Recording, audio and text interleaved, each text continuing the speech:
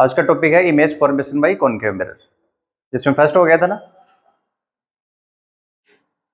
Object at infinite, जिसमें image अच्छे दो हो गए थे। सेकंड तो इसमें फिर से करवाना पड़ेगा ना। ऑब्जेक्ट की location beyond C, beyond C मतलब फर्स्ट केस में ऑब्जेक्ट इनफाइनाइट पे था और सेकंड केस में ऑब्जेक्ट आएगा बियॉन्ड सी, मतलब बिटवीन इन्फिनिटी एंड सी। ठीक है, ऑब्जेक्ट थोड़ा सा पास लेके आ रहे हैं, तो उस कंडीशन में चेक करते हैं कि इमेज कहाँ बनती है।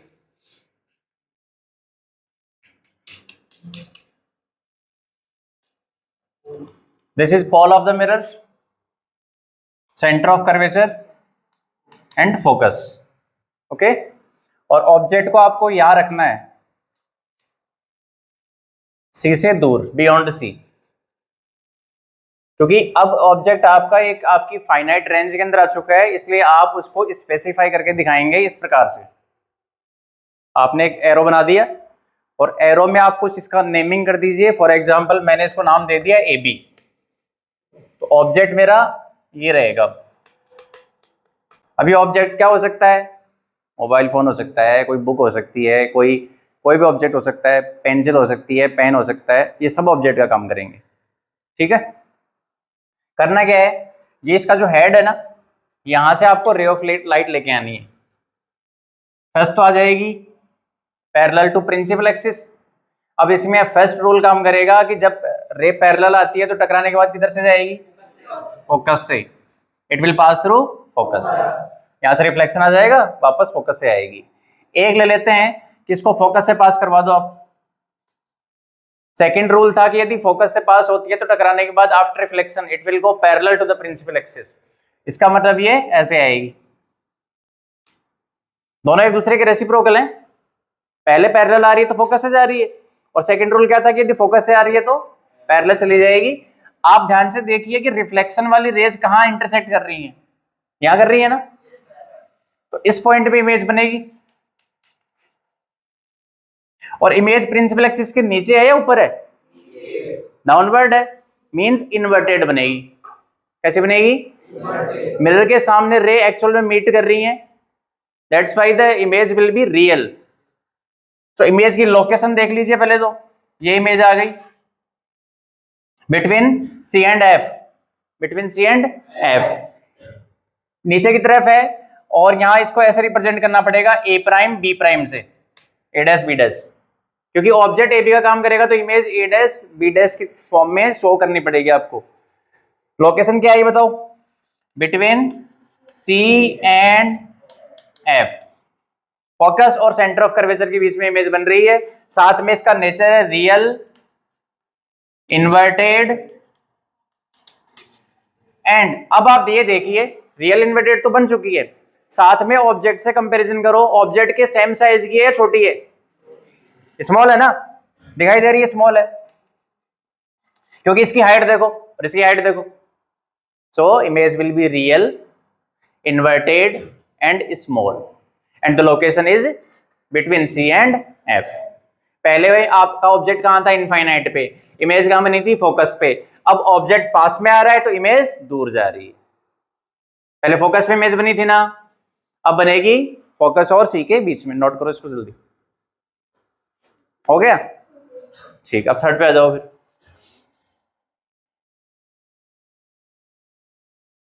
थर्ड करें स्टार्ट। तीसरे केस में ऑब्जेक्ट को और पास लेके आएंगे। First infinite, second between infinite and C, third will be at C. Object कहां रखना है? At centre of curvature. Centre of curvature पे रख दो ऑब्जेक्ट को, देखते हैं क्या होता है।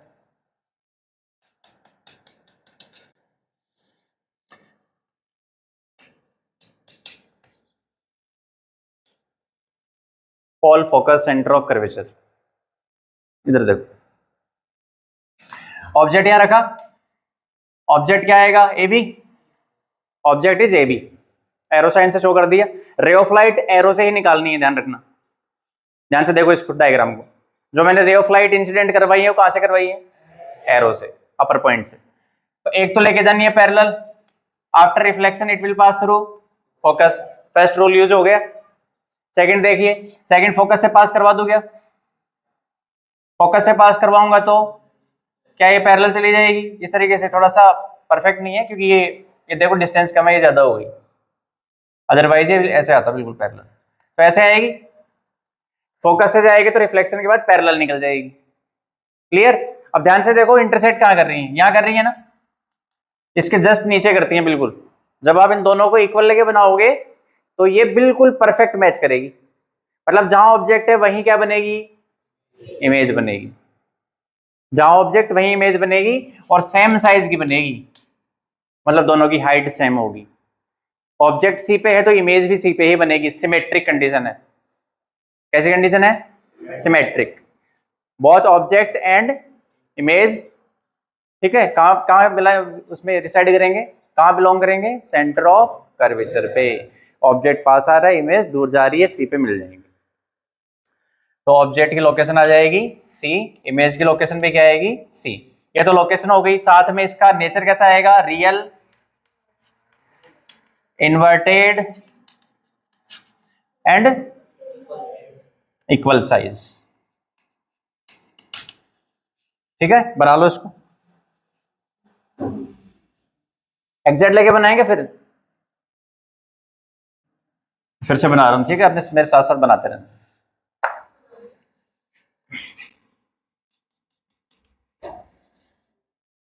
देखो पॉल, फोकस और अप्रोक्स यहां सेंटर ऑफ कर्वेचर।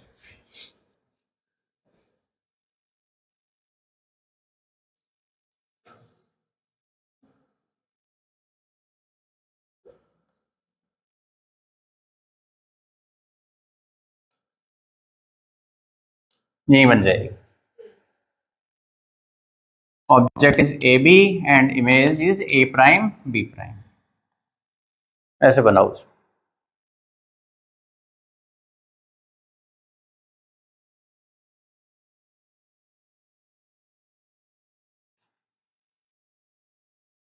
तो अभी तक के 3 केस ऐसे आए हैं जिनमें तीनों में रियल इमेज बन रही है, because image is formed in front of the mirror. तीनों में मिरर के सामने इमेज बन रही है बेटा।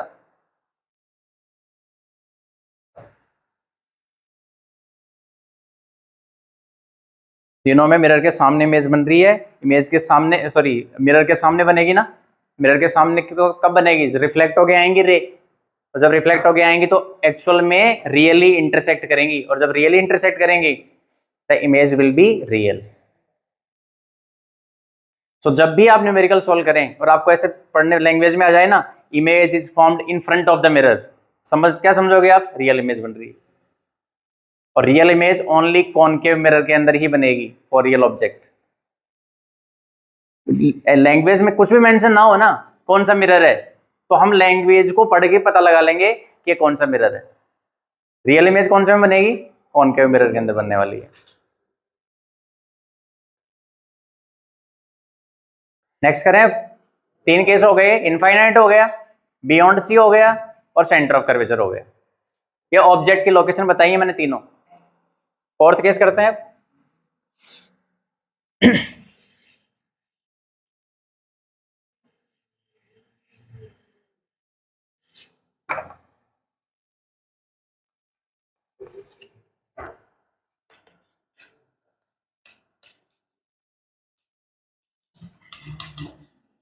आप मुझे बताइए कि सेकंड केस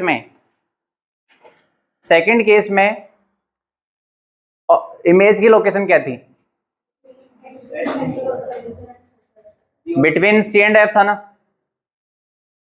सेकंड केस में जो इमेज की लोकेशन थी between F and C, fourth case में वो ऑब्जेक्ट की कंडीशन होती है। देखो ऑब्जेक्ट कहां रखा गया है, तो इमेज कहां बनेगी? सी से दूर। ऑब्जेक्ट इमेज और इमेज ऑब्जेक्ट को एक्वायर कर लेते हैं। तो पहले 3 केस ही पढ़ने होते हैं एक्चुअल में, उसके बाद फोर्थ एंड फिफ्थ तो उन्हीं से आ जाता है। फर्स्ट केस फिफ्थ बन जाएगा। फर्स्ट केस कौन सा बनेगा? फिफ्थ। सेकंड बनेगा 4 और थर्ड क्योंकि वो सिमेट्रिक है। पहले की 5वें से, सेकंड की 4 से, तीसरे की तीसरे से। Object image, image object. ठीक, अब ध्यान से देखो, ऑब्जेक्ट सी एंड एफ पे है ना, तो इमेज कहाँ बनने वाली है, बी और सी बनेगी। चेक करते हैं।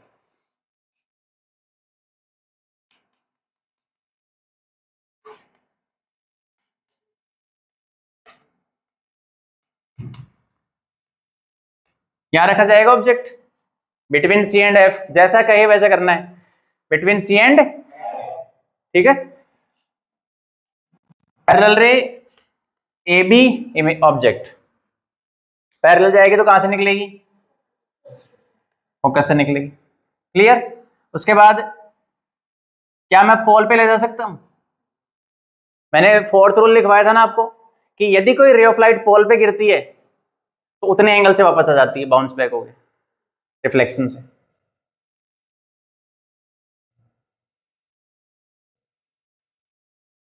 इस तरीके से आएगी, थोड़ा सा स्केल लेके मिला देना इसको, ठीक है। अब इसकी लोकेशन आप देख लो, ये यहां इमेज बन रही है और प्रिंसिपल एक्सिस के नीचे है, that's why it is inverted. Mirror के सामने रियल में रे इंटरसेक्ट कर रही है,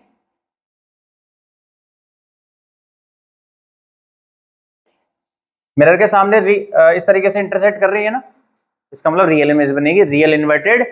और ध्यान से देख लो, ऑब्जेक्ट से बड़ी इमेज एनलार्ज इमेज हो जाएगी। यानी होता क्या है, सी तक मतलब पहले ए पे बनती है, फिर ए और सी के बीच में बनती है, फिर सी पे बनती है, वहां तक तो धीरे धीरे इमेज बड़ी होती जाती है और सी पे ऑब्जेक्ट के साइज की आ जाती है, इक्वल साइज की बनती है।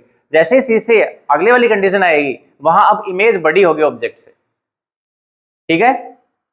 तो यहाँ रियल इन्वर्टेड एनलार्ज, लोकेशन क्या है, बियॉन्ड सी। देखो सी से दूर है, ये सी से दूर बनी है ना इमेज, सो इमेज क्या बनी है, beyond C, real inverted enlarged.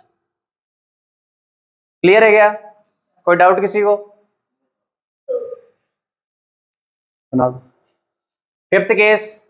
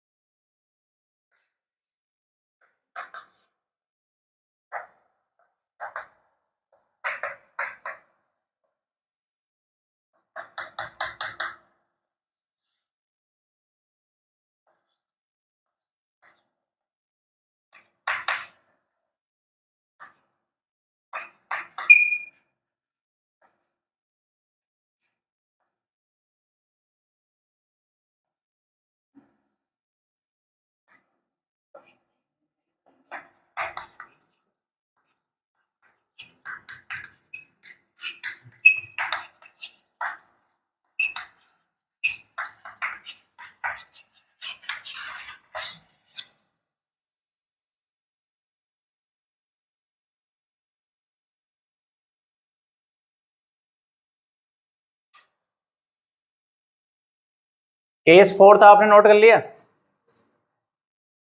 इसको देखिए।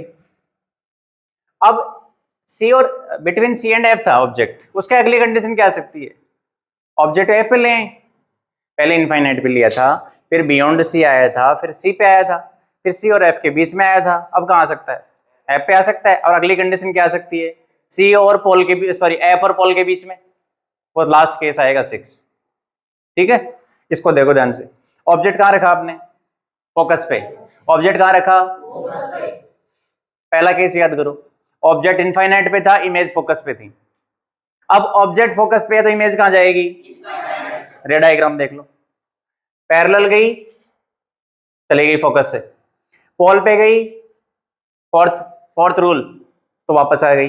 दोनों पैरेलल जा रही हैं क्या, after reflection both rays will be parallel to each other, so they will meet at infinity. Parallel rays कहां इंटरसेक्ट करेंगी, इनफाइनाइट पे इंटरसेक्ट करेंगी। अब जब इनफाइनाइट पे इंटरसेक्ट करेंगी तो इमेज कहां बनेगी, इनफाइनाइट पे, और मिरर के सामने है, रियल में इंटरसेक्ट करेंगे इनफाइनाइट पे, that's why image will be real, real inverted, क्योंकि प्रिंसिपल एक्सिस के नीचे है, दैट्स व्हाई इन्वर्टेड। हर एक चीज का रीजन है, जब रे एक्चुअल में मीट करेंगी तो रियल, प्रिंसिपल एक्सिस के नीचे बनेगी तो इन्वर्टेड। और साइज आप देख लो, साइज मान लो कि फॉर एग्जांपल यहाँ इमेज बन रही है तो यहाँ इतनी बड़ी नहीं आएगी, और ऑब्जेक्ट कितना सा है, इसलिए वेरी एनलार्ज्ड, हाईली एनलार्ज्ड भी बोल सकते हो आप, रियल इन्वर्टेड हाईली एनलार्ज, और लोकेशन क्या है बेटा, इन्फिनिटी। नोट करो इसको, इनफाइनाइट पे करती है, बहुत दूर जाके करेंगी।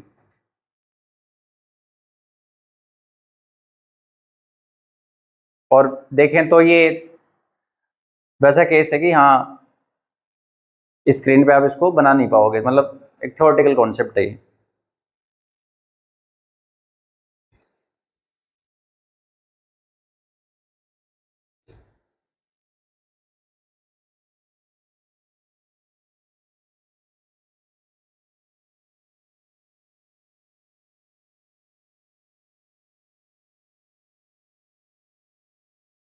तो अभी तक हमारे 5 केस हो गए, और इन 5 केसेस में रियल इमेज बनी है, बनी है ना। फर्स्ट केस में कहां बनी थी, फोकस पे। सेकंड केस में कहां बनी थी, between C and. Third case में कहां बनी, सी पे। फोर्थ केस में कहां बनी, बियॉन्ड सी। फिफ्थ केस में कहां बनी, क्या इमेज दूर जाती जा रही है, ऑब्जेक्ट पास आ रहा है। बस इतना एनालिसिस चाहिए आपको, इसके अलावा क्या आ सकता है, बोर्ड सीबीएसई क्या पूछ सकती है, इससे ज्यादा मैक्सिमम क्या पूछ सकते हो मैं बता देता हूँ। पहले जब ऑब्जेक्ट इनफाइनाइट से सी तक आता है ना, इनफाइनाइट पे, इनफाइनाइट से सी की तरफ आ रहा है ऑब्जेक्ट, तो आप ध्यान दो, जैसे मान लीजिए कि ये मिरर है अपने पास, सपोज करो दिस इज मिरर, इसका सेंटर ऑफ कर्वेचर कहाँ आ सकता है स्फेरिकल का, यही तो आएगा पास में, ये आएगा ना, और फोकस यहाँ, तो डिस्टेंस बहुत छोटी है ना, जबकि इनफाइनाइट वाला पोर्शन तो बहुत बड़ा हो गया, तो ऑब्जेक्ट बहुत तेजी से आएगा, इमेज धीरे खिसकेगी, इमेज धीरे खिसक रही है ना। ऑब्जेक्ट देखो, ऑब्जेक्ट आ जाएगा पहले इनफाइनाइट से सी, इनफाइनाइट, बियॉन्ड सी, और फिर सी, तो ऑब्जेक्ट बहुत तेजी से मूव कर रहा है मिरर की तरफ, लेकिन इमेज कितना खिसक रही है, इमेज पहले फोकस पे थी, फिर सी और एफ के बीच में आई और सी पे पहुंची थर्ड केस में जाके।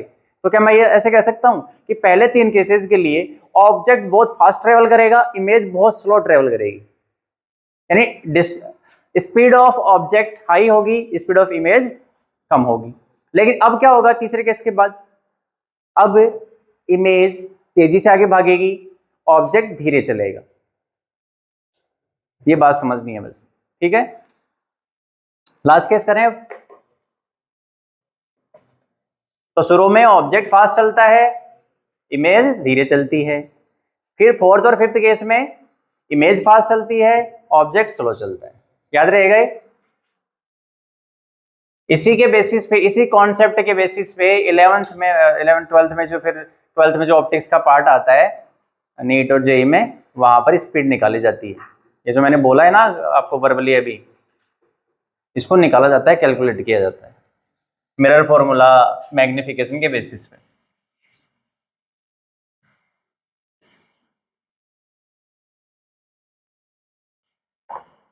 सिक्स केस,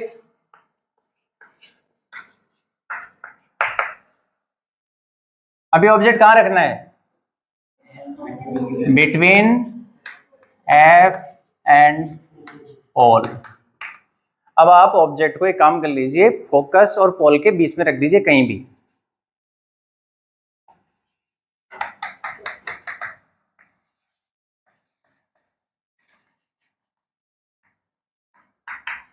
तो हमने ऑब्जेक्ट को यहां ले लिया, कहां लिया है देखो, बिटवीन फोकस एंड पोल, देख लो अच्छे से। अब हमें करना यह है कि एक तो पैरेलल रे लेके जानी है, पैरेलल गई, मिरर से हिट करेगी, रिफ्लेक्शन होगा, कन्वर्जिंग मिरर है, टकरा के वापस आएगी, कहां से निकलेगी, फोकस से निकल गई। क्लियर है। अब आप ये मत कहना कि सर ये तो ऑब्जेक्ट को काट रही है, अरे वो रे ऑफ लाइट है, वो क्रॉस कर जाएगी, ठीक है। इसके बाद एक आप यहां इंसिडेंट करवा दो पोल पे, क्या उतने ही एंगल से रिफ्लेक्ट हो जाएगी, यहां बन जाएगा angle of incidence and this is angle of reflection, क्योंकि आपकी प्रिंसिपल एक्सिस क्या होती है, नॉर्मल लाइन होती है। क्लियर है ना, ये बता चुका हूं मैं पहले आपको।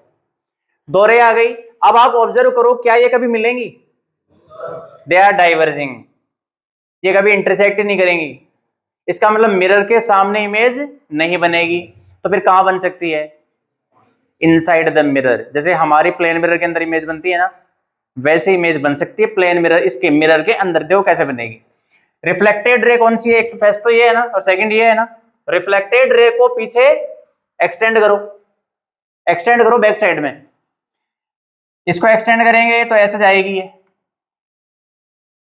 मतलब इधर से हम इधर से देखेंगे ना। जैसे मान लो मैं इधर से देखता हूं, तो मुझे पता है क्या दिखाई देगा कि रे यहां अंदर से आ रही है, ठीक है। और इसको ज्वाइन करेंगे पीछे, कहां मीट कर रही हैं? इनसाइड।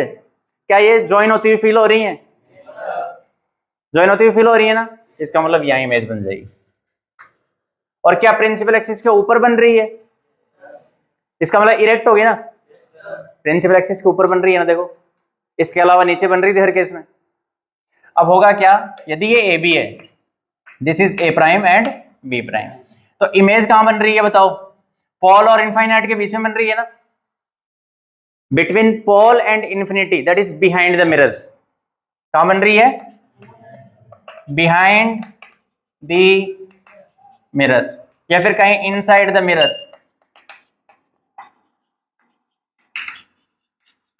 इनसाइड दी, जब भी ऐसे कॉन्सेप्ट आ जाए ना न्यूमेरिकल में, image is formed inside the mirror, behind the mirror, इसका मतलब वहां वर्चुअल इमेज का कॉन्सेप्ट लिया गया है, रियल का तो वहां पर कोई काम ही नहीं है फिर। क्लियर? और ऐसे आ जाए ना, image is formed in front of the mirror, मतलब कौन सी इमेज है? रियल इमेज है, जो कि कॉनकेव में बनती है। अब इसके बाद नेचर क्या है? Nature virtual, virtual, erect. और एक बात बताइए, ये ऑब्जेक्ट से बड़ी दिखाई दे रही है छोटी? एनलार्ज इसका मतलब। और इसी पॉइंट को स्टार लगा लेना। अभी आपके थोड़ी देर बाद समझ में आएगा कि सर ने इस पे स्टार क्यों लगवाया है। करो इसको, नोट करो।